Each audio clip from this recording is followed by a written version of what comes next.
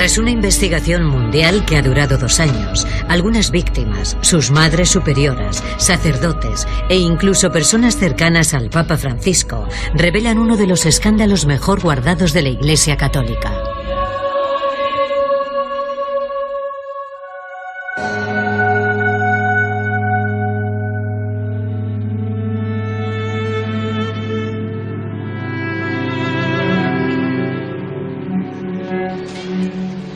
Roma, feudo del Estado de la Ciudad del Vaticano, acoge a cerca de 30.000 servidores de Dios. Religiosos y sobre todo religiosas de todo el mundo, enviados por sus congregaciones para completar su formación. El 80% son mujeres, jóvenes en su mayoría, que estudian en la Santa Sede con la esperanza de ascender para estar un poco más cerca de Dios. Eso es lo que esperaba Doris cuando llegó a la Ciudad Eterna en 2006. Por aquel entonces, la joven todavía era novicia de la Familia Espiritual de la Obra, una comunidad de la Iglesia Católica implantada en 13 países. La joven alemana estaba en periodo de formación antes de tomar los votos.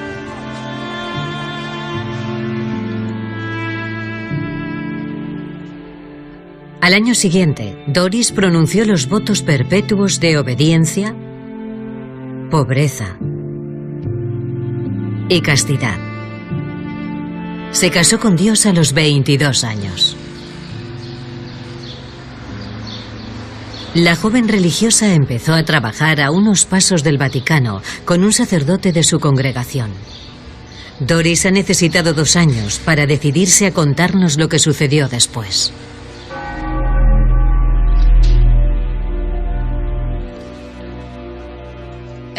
Por aquel entonces, yo me encargaba de la biblioteca.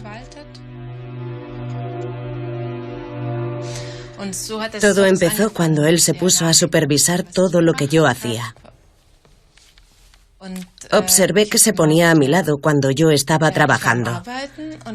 Empezaba a hablar y no se iba nunca.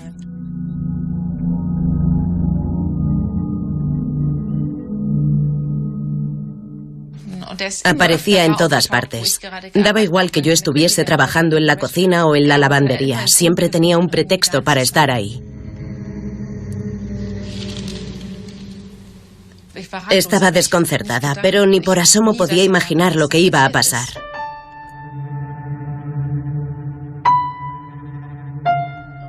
Doris vivía en la residencia que la comunidad tiene en Roma. Las religiosas viven en el primer piso y los sacerdotes en el segundo. Sin embargo, la religiosa fue instalada en el último piso, reservado a los invitados.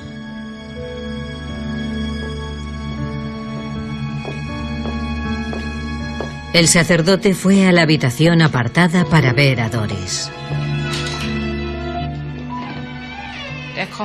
Entró en mi habitación y cerró la puerta.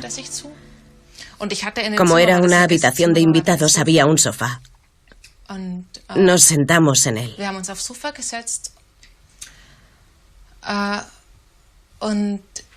Entonces acercó la mano y me desabrochó un botón del hábito.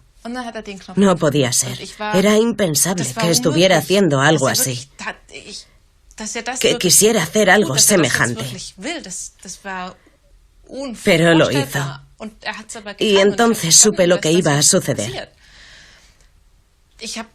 Le cogí la mano para detenerlo y le dije, no puede hacerlo. Pero siguió. Comprendí que no podría hacer nada para detenerlo. El problema no era el dolor o que me hiciera daño. Lo que no podía soportar era que me privaran de mi castidad. Era inconcebible. Además, era un sacerdote. Había hecho voto de castidad, al igual que yo.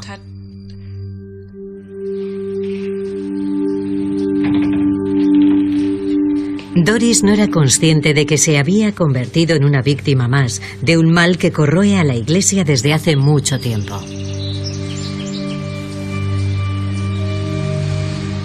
Las instituciones católicas de todo el mundo educan a las religiosas en la obediencia a Dios y a sus mensajeros en la tierra, los sacerdotes.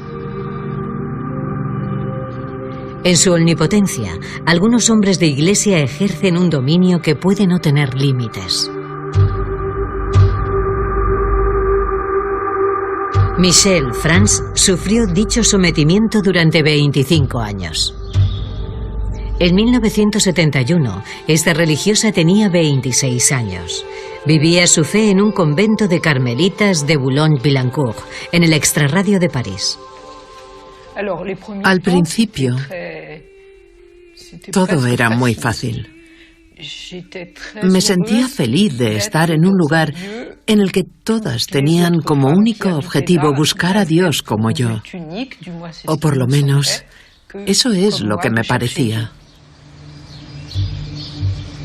Michel Frans llevaba una vida de austeridad como las otras 12.000 religiosas de la orden monástica a la que pertenecía. 2 meses después de pronunciar los votos perpetuos, la joven empezó a tener dudas. Para hacer frente a un compromiso semejante, la Iglesia envió a un director espiritual al convento de las religiosas. Un sacerdote que supuestamente debía guiar a Michel Frans, hoy habla por primera vez de su conducta desviada.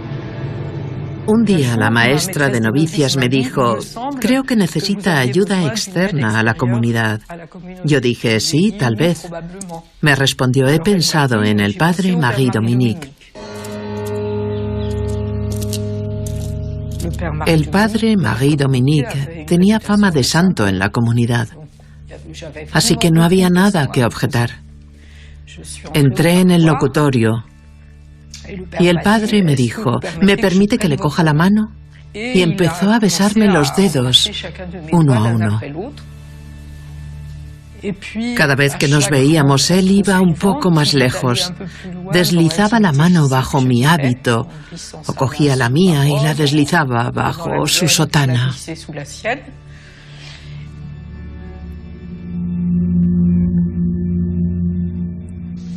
Su explicación, su justificación, era que quería hacerme sentir el amor que Jesús sentía por mí, porque había percibido en la oración que yo lo necesitaba.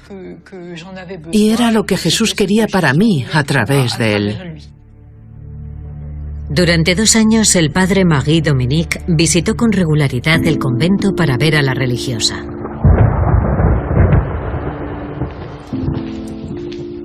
Tras sufrir abusos sexuales, con la fe muy tocada, Michel Frans renunció a la vida contemplativa de monja. Decidió dejar el convento. Aún así, el sacerdote siguió ejerciendo su poder. Le aconsejó continuar con su vida de religiosa en una comunidad más abierta en Saône-et-Loire. En este priorato de monjas benedictinas, el padre Marie Dominique organizó un sórdido traspaso de poderes. Le presentó al padre Thomas, su hermano mayor, que también era sacerdote. El padre Thomas vino en el mes de agosto de 1976. Quedó conmigo por la tarde a una hora en la que las hermanas benedictinas del priorato ya se habían retirado.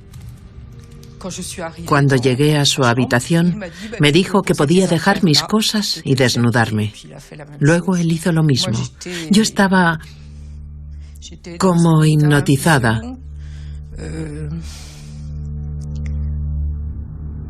Le obedecí, me desnudé, me tumbé en la cama y él se tumbó encima de mí.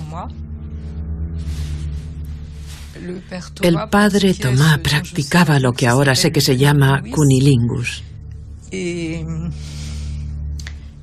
Yo ya le había hecho felaciones al padre Marie Dominique cuando me lo pedía. No me lo pedía verbalmente, sino con gestos. Así que le hice lo mismo al padre Thomas. Me lo tomaba como si fuera una penitencia.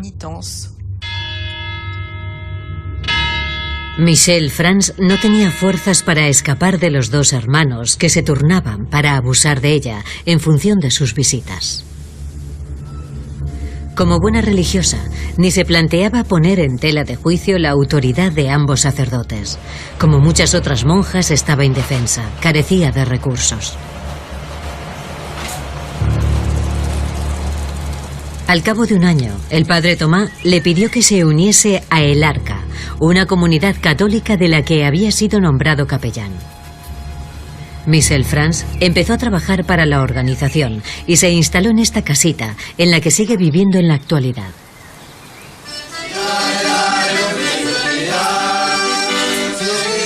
El Arca Internacional se fundó en 1964 en el pueblo de Trolly-Braille, departamento de Oise, y cuenta con 152 comunidades repartidas por todos los continentes. Es una comunidad cristiana dedicada a las personas con discapacidad. En ella trabajan religiosos y voluntarios creyentes. En la casa madre, tanto las mujeres laicas como las monjas se convirtieron en las nuevas víctimas del padre Thomas, que no por ello renunció a Michel Frans. Yo diría que era cada 15 días. Ya no lo recuerdo bien. No podía ser todos los días, porque no tardé en descubrir que no era la única invitada a la cama del padre Thomas.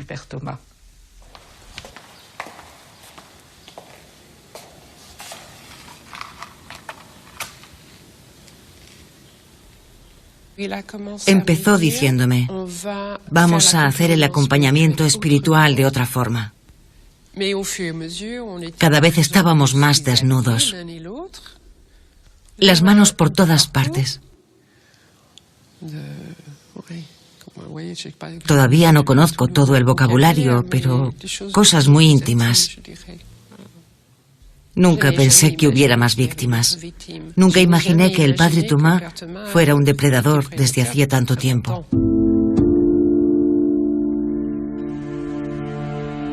Durante más de 30 años, el guía espiritual de El Arca utilizó la catequesis para abusar sexualmente de las mujeres de la comunidad. Solo su muerte en 1993 puso fin a su reinado de depredador sexual. Tuvieron que pasar 14 largos años para que las víctimas se atrevieran a hablar. En 2007, Jean de Lasselle, ex responsable administrativo de la comunidad de El Arca, escuchó y recogió las primeras confidencias de Michel Frans. Michel Frans me dijo: soy una víctima del padre Thomas. Le pedí que me lo contase. Le pregunté si podía escribir en una hoja el testimonio de lo que había vivido. Me pidió que mantuviese el anonimato. Lo entendí perfectamente, puesto que era una trabajadora.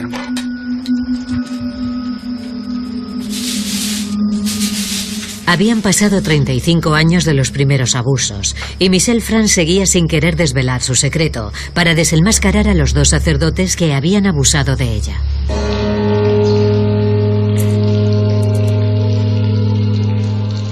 Para las religiosas que han sufrido abusos sexuales, la vergüenza de haber roto el voto de castidad se suma al miedo del perjurio. Denunciar a un sacerdote supone injuriar a la Iglesia, profanar el juramento de obediencia que prometieron.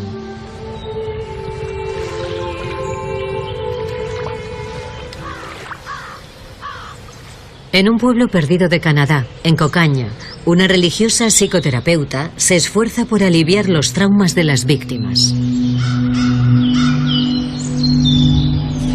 Hoy recibe a una víctima de Montreal, una exreligiosa que sufrió regularmente abusos sexuales por parte de un sacerdote. Cuando intentaba hablar de ello, cuando intentaba contar la verdad, nadie me escuchaba, nadie me oía.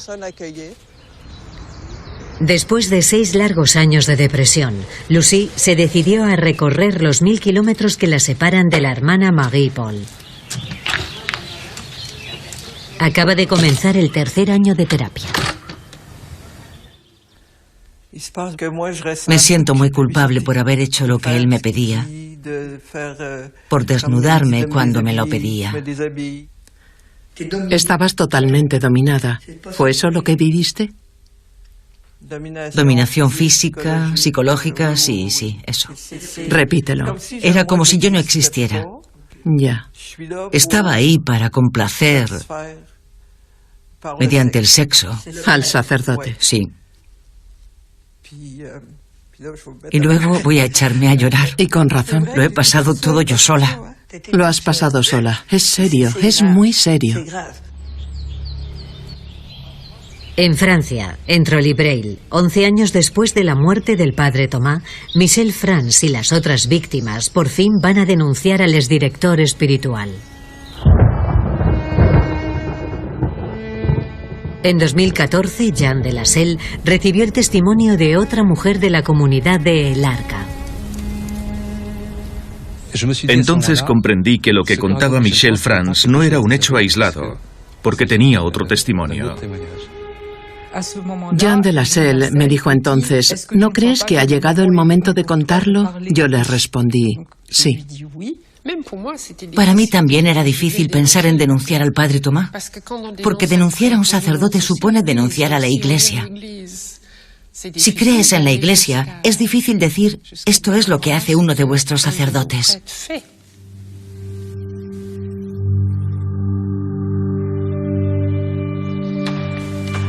La Iglesia es misericordiosa y concede el perdón a los fieles que aceptan confesar sus pecados. Pero solo reconoce sus faltas cuando se ve obligada a hacerlo. Poco a poco fueron apareciendo más testimonios de víctimas de El Arca. A la justicia eclesiástica no le quedó otro remedio que interesarse por el caso.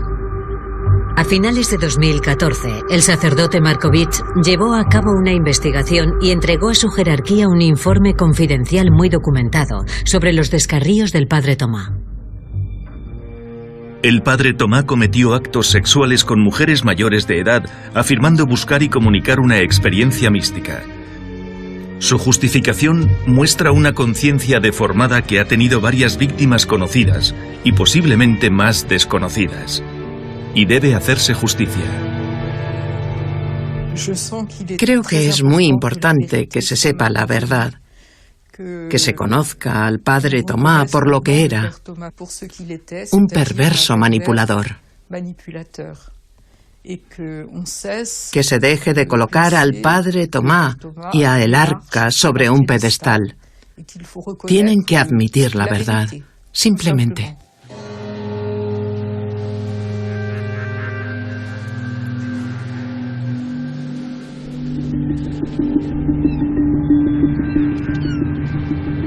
En la doctrina que promulga la Santa Sede, la verdad no emana de la palabra de la mujer. La verdad es el mensaje de Dios, difundido por el hombre que refuta cualquier juicio.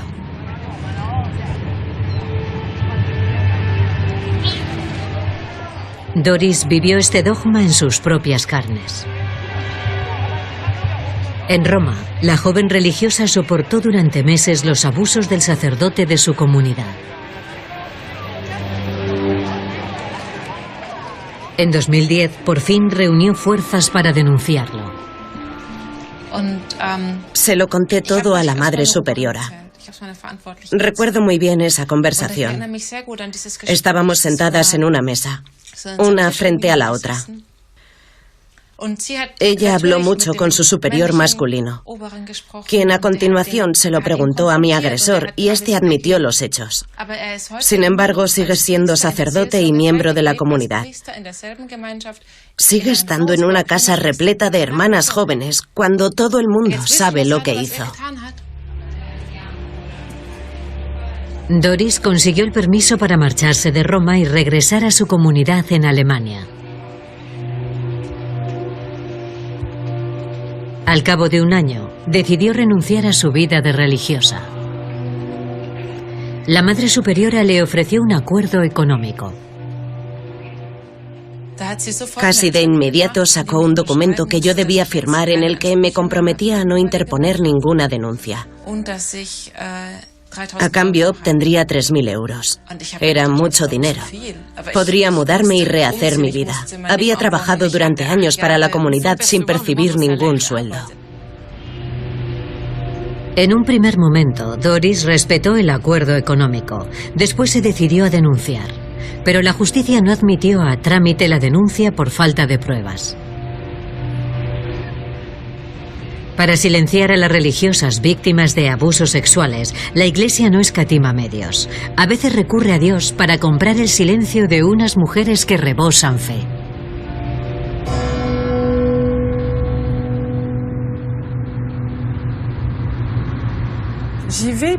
Voy para que la gente le ponga cara a las mujeres que han sufrido por el padre Tomás, para que sea algo real y concreto. Aquella mañana de abril de 2017, Cecilia había sido invitada junto con Michel Frantz a una misa por las víctimas del padre Tomás. Tras 10 años de investigaciones para que se reconociera el calvario que habían vivido, consiguieron una misa de reparación. Una ceremonia muy poco frecuente con la que los responsables de su comunidad esperaban acallar sus peticiones. Para mí quizá no sea el gran día, pero es un gran día. Va a ser el momento no de pasar la página, porque eso es imposible, pero sí una página de mi historia de abusos. Aquella mañana, Trolli Breil iba a acoger a 3 obispos, entre ellos el prelado responsable de El Arca. Iban a celebrar la misa en la capilla de la comunidad para pedir perdón, pero con total discreción. Solo estaban invitadas las víctimas, sus familias y allegados.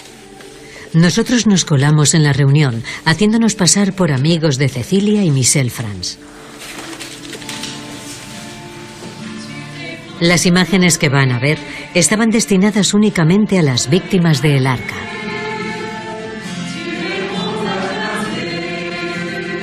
Los 3 prelados entran en escena con un canto de entrada de misa titulado Ven Espíritu de Santidad. Las víctimas deben tomar la palabra en primer lugar. Comienza Michel Frantz.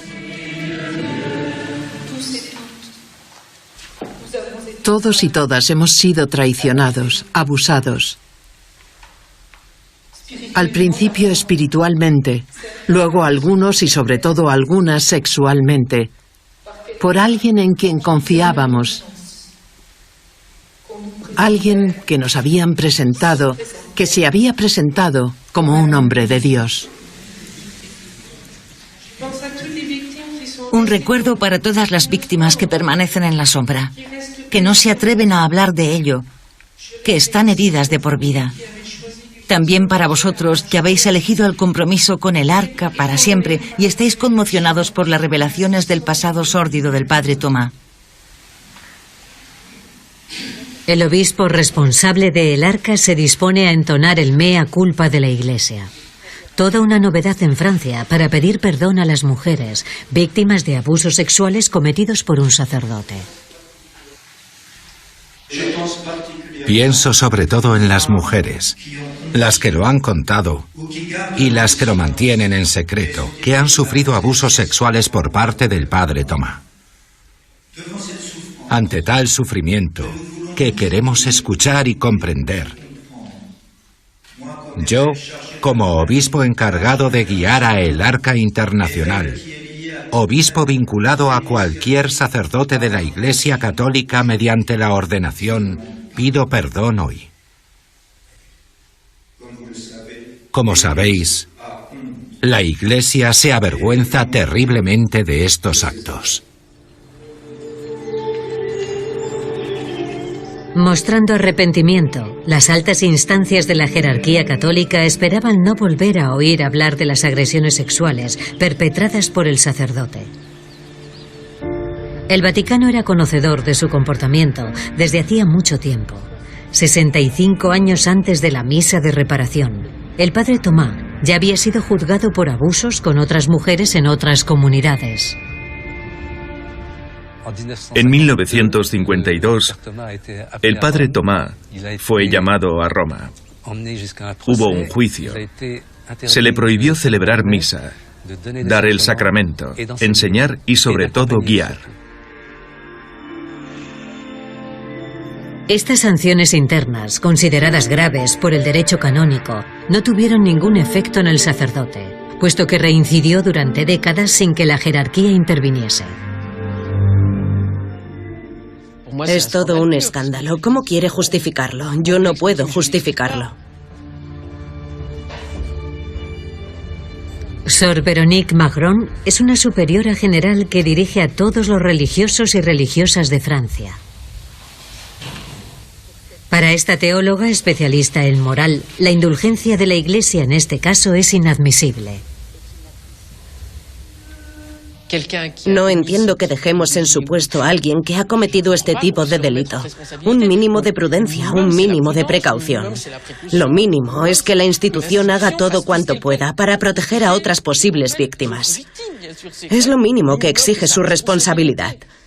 Si no es así, para mí es un desastre.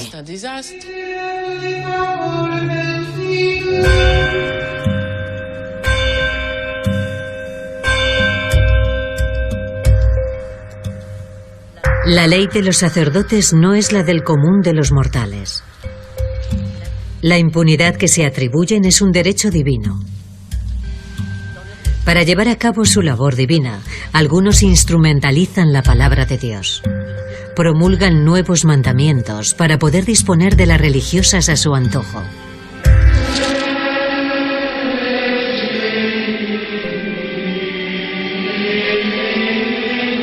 El padre Marie Dominique es uno de estos guías espirituales de la Iglesia Católica que han elaborado doctrinas disidentes. En 1975, el primer abusador de Michel Frantz fundó la familia de Saint-Jean, una comunidad que cuenta con más de 800 religiosos en 24 países y 4 continentes. La vocación es algo complejo, no es fácil de explicar. Debe entenderse desde la perspectiva de la fe cristiana como una llamada particular, profunda, personal de Jesús, que viene para ayudar y salvar a los hombres. Desde 1975, el Guía de los Grises, apodados así por el color de sus sotanas, transmitía a sus tropas una doctrina atractiva, conocida como el amor de la amistad, que combinaba hábilmente espiritualidad y sexualidad. Para conseguir vocaciones, creó unas escuelas de vida que acogían a jóvenes de 18 a 30 años que quisieran profundizar en su fe. En 2003, Catherine se planteaba tomar los hábitos. Fue a la Maison Saint-Jean, a una de las escuelas francesas que la comunidad tenía cerca de Tours. La joven de 18 años iba a caer bajo la influencia de su confesor, un sacerdote formado en la doctrina de su guía espiritual. Cerró las ventanas del locutorio y me dijo: usted no necesita oraciones, lo que necesita son gestos, eso la conducirá a Dios. Después los gestos se intensificaron y empezó el infierno.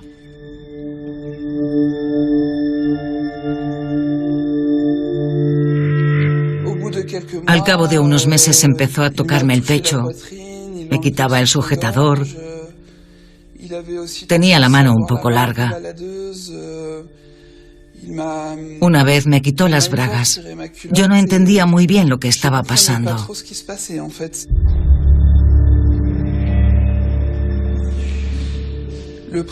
El sacerdote me tocaba justo antes de darme la absolución. Deben saber que durante la confesión, en el momento de la absolución, el sacerdote representa a Cristo. Así que cuando me tocaba yo pensaba: está actuando en nombre de Dios, no tengo que cuestionarme nada. Es lo que Dios quiere para mí.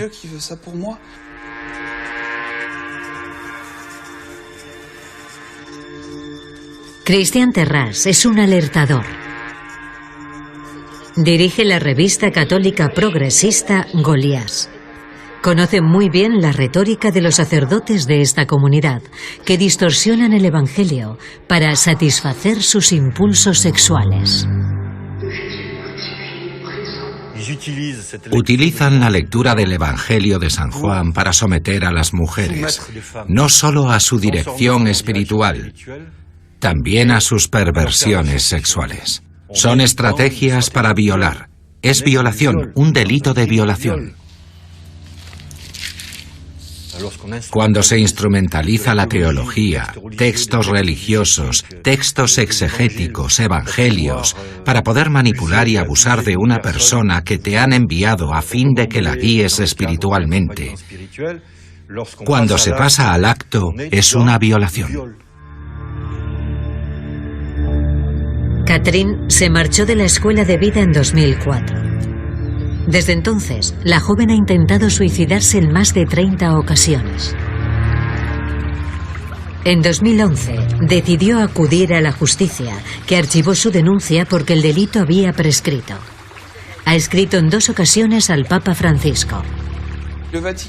El Vaticano nunca se ha puesto en contacto conmigo, ni por escrito ni verbalmente. Lo único que hay es una carta que está dirigida a mis padres, en la que reconocen los hechos y en la que se solidarizan conmigo.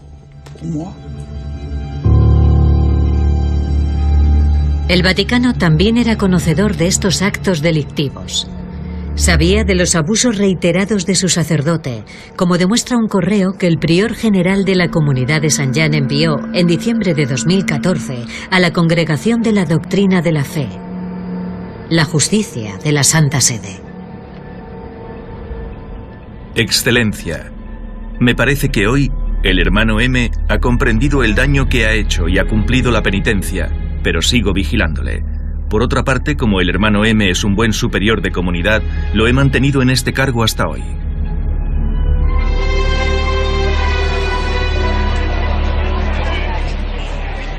Un año después, en 2015, la justicia del Vaticano se limitó a impedir al buen superior de comunidad ejercer su ministerio durante 12 meses. Después, simplemente lo trasladó a Roma. Mientras la Iglesia siga perdonando sin hacer justicia, mientras la Iglesia se compadezca sin hacer justicia, mientras la Iglesia siga celebrando misas de reparación sin hacer justicia, las víctimas seguirán siendo víctimas y morirán siendo víctimas. Mientras los sacerdotes se comporten como dueños de las religiosas, éstas seguirán siendo presas.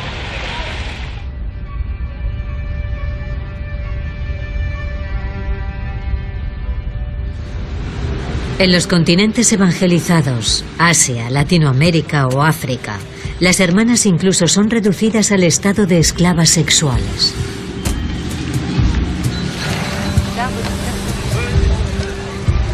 En 2017, una religiosa se marchó de su comunidad en la que las hermanas son explotadas sexualmente.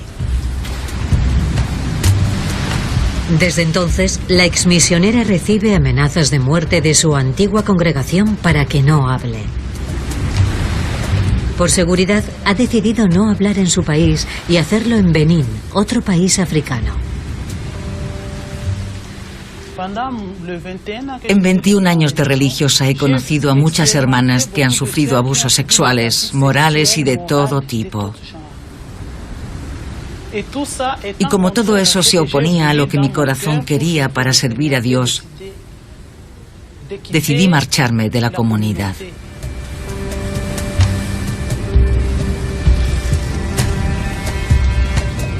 En la Congregación de las Hermanas Misioneras de Constanza, el abuso está organizado y planificado desde el principio de la formación. Las superioras están de acuerdo. Los sacerdotes les dan dinero y las superioras les envían a las hermanas.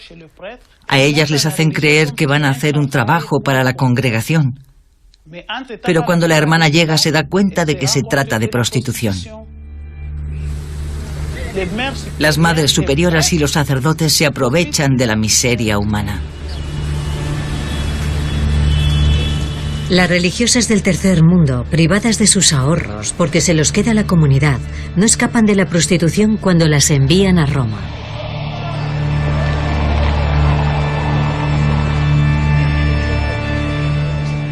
Un acontecimiento que sucedió a puerta cerrada en la Ciudad del Vaticano nos puso sobre la pista del proxenetismo clerical a las puertas de la Santa Sede. El 31 de mayo de 2015, en el Vaticano tenía lugar un seminario sobre el papel de la mujer en la Iglesia.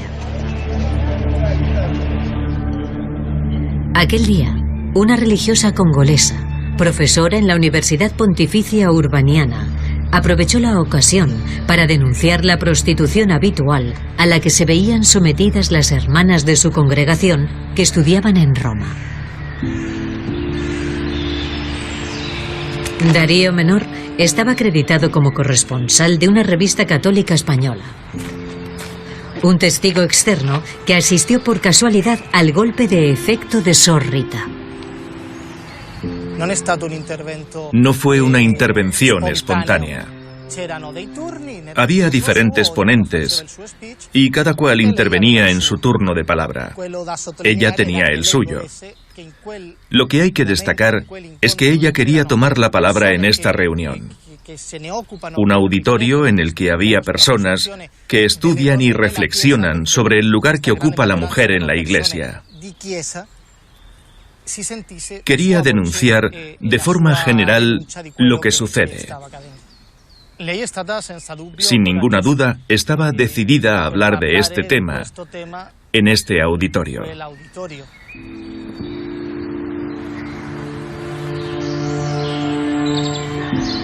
La voz de alarma de Sor Rita no debía salir del marco de los debates internos y relajados de la Iglesia. Pero al salir del seminario, Darío Menor consiguió arrancarle una declaración espontánea cuando la religiosa iba andando por la calle. Las congregaciones son muy pobres o les da igual lo que les pase a las religiosas. Te mandan a estudiar, pero careces de medios. Así que tienes que mendigar, pedir limosna y te pones bajo la protección de supuestos protectores. Ellos explotan tu cuerpo porque no tienes otra cosa que darles a cambio. Te ves obligada a vender la mercancía que tienes. ¿Qué mercancía?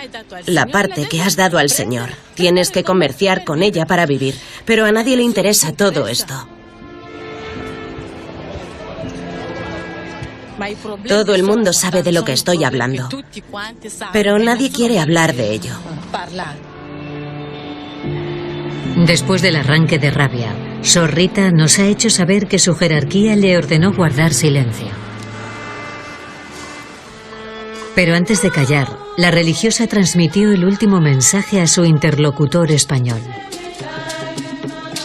Una llamada de auxilio para sus hermanas explotadas, que al quedarse embarazadas sufren el rechazo de sus congregaciones. Cuando se presenta el problema del embarazo de una hermana sin asistencia, quieren alejarla del convento y la expulsan. Nadie sabe a dónde va. Nadie se interesa por ella. Es una vergüenza. Es como los leprosos del Antiguo Testamento. Las otras hermanas no quieren ni dirigirle la palabra.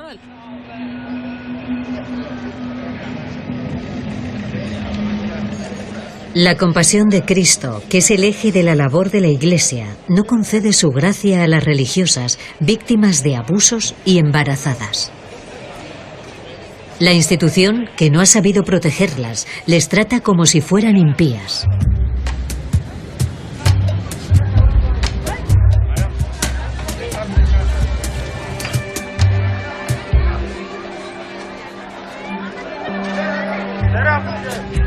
En el país de Constanza, las hermanas que han sufrido abusos de sacerdotes no pueden ni plantearse quedarse con el niño.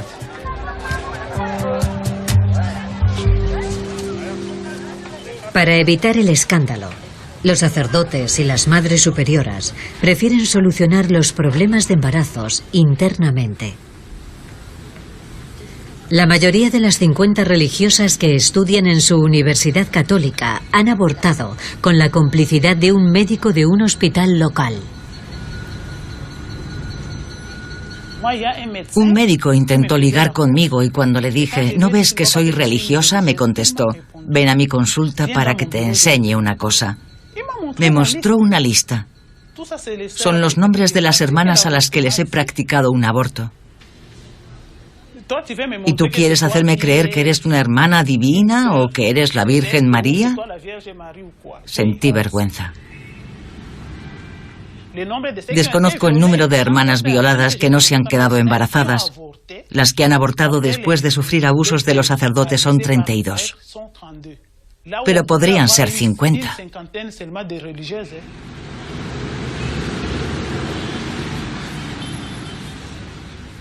La Iglesia Católica rechaza y condena el aborto en nombre de la defensa de la vida. El padre Ludovic Lado es un rebelde de la Iglesia Católica camerunesa.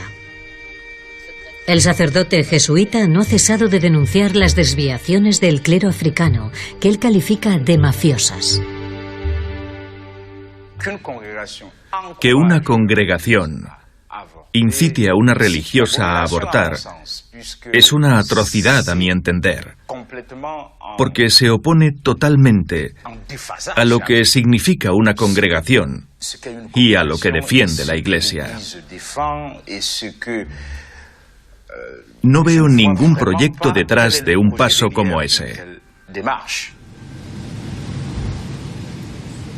En todos los continentes y desde hace mucho tiempo, algunos sacerdotes ordenan a sus víctimas suprimir la vida que ellos han engendrado. Desde hace más de 40 años, Marie-Paul Goss se enfrenta a los hombres de iglesia que cometen el peor de los pecados. La religiosa psicoterapeuta a veces examina la conciencia de algunos depredadores arrepentidos. Hoy se dirige a Quebec para continuar con la terapia de Roland. Roland es un caso particular. Se trata de un sacerdote que ha cometido muchos abusos sexuales y es uno de los pocos que ha pedido ayuda, que ha elegido levantarse para hablar claramente de lo que ha vivido y para decir que sentía mucho lo que había hecho.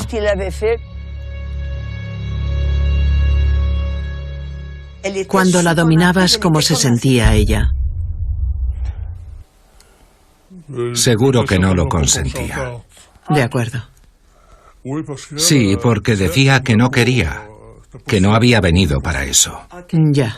Me dio tiempo a escuchar eso. Luego... ¿Lo escuchaste? Sí, sí.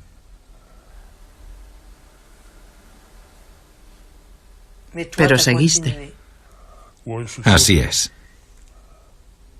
¿Y si una religiosa se queda embarazada de un sacerdote? Puede pasar de todo, hasta que el sacerdote le pida que aborte. ¿Es una realidad en la Iglesia? Sí, ¿Sacerdotes que dejan embarazadas a algunas hermanas? sí, ¿Y las hacen abortar? sí, sí, Eso ocurre. sí. Solo Dios es dueño de la vida. Del primer concilio de 1312 a la encíclica de Juan Pablo II en 1995, la Iglesia siempre ha afirmado que el aborto era el crimen más abominable, un asesinato deliberado castigado con la excomunión. ¿Qué decir de los abortos practicados por la Iglesia incluso una vez transcurrido el plazo legal? Es el caso de Rosa, una religiosa amiga de Constanza que abortó en el 8º mes de gestación. La Madre Superiora siempre había dicho a todo el mundo que esa hermana era la única que de verdad era un ejemplo a seguir. Que estuviese embarazada iba a ocasionar muchos problemas. Entonces la superiora le dijo: no te preocupes, te lo sacaremos. El sacerdote también dijo: yo no quiero que siga adelante, me crearía muchos problemas. Estaba de 32 semanas, casi estaba a punto de nacer, pero le pararon el corazón para que pudiera expulsarlo. Cuando vio al bebé fue muy doloroso para ella. Era un niño. Hasta me enseñó la foto del bebé. Me dijo que era de cuando el bebé había salido muerto. ¿Cómo puede la institución católica tolerar en su seno abortos ilegales, considerados crímenes en todo el mundo? El 10 de octubre de 2018, en una catequesis, el pontífice lanzó una violenta acusación contra todos aquellos y aquellas que practican interrupciones del embarazo, legales o no. La catequesis de hoy está dedicada al 5.º mandamiento. No matarás. Podría decirse que todo el mal del mundo se resume en esta frase: el desprecio por la vida. Un planteamiento contradictorio permite la supresión de la vida humana en el seno materno. No es justo eliminar a un ser humano, aunque sea muy pequeño, para resolver un problema. Es como contratar los servicios de un sicario para resolver un problema. ¿El Papa Francisco ignora que la Iglesia ha recurrido a asesinos a sueldo? ¿Ejerce su pontificado sin saber las ofensas impuestas a los siervos de la Iglesia? El padre Hans Soelna trabaja junto al Santo Padre. Es un sacerdote comprometido en la lucha contra la violencia sexual, que ante la cantidad de testimonios que hemos recabado, reconoce que los abusos a las religiosas son un mal estructural que corroe a la Iglesia católica. Este tipo de abusos están relacionados con algo que trasciende la realidad local, la realidad regional. Trasciende las fronteras de los países e incluso las de los continentes.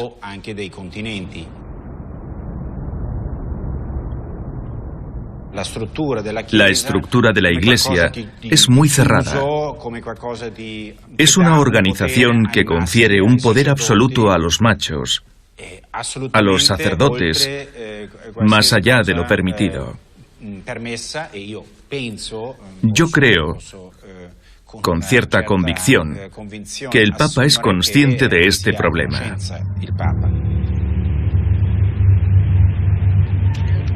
¿Pondrá fin el Papa Francisco al poder sin límite que ejercen los sacerdotes sobre las mujeres? ¿Devolverá a las hijas de Dios la dignidad que les corresponde? En abril de 2018, 8 meses antes de acabar este documental, le propusimos al Santo Padre recibir a Doris y a Michelle Franz para que reconociese oficialmente el sufrimiento de las religiosas víctimas de abusos y confirmara su voluntad de reforma. Nos dirigimos al cardenal Giovanni Angelo Becciu, sustituto de la Secretaría de Estado de la Santa Sede que se encargaba de Francia. Para que considerasen una solicitud tan poco habitual, les proporcionamos con total transparencia todos los elementos de nuestra investigación, así como la lista y los testimonios de nuestros testigos. 3 meses y muchos mensajes recordatorios después.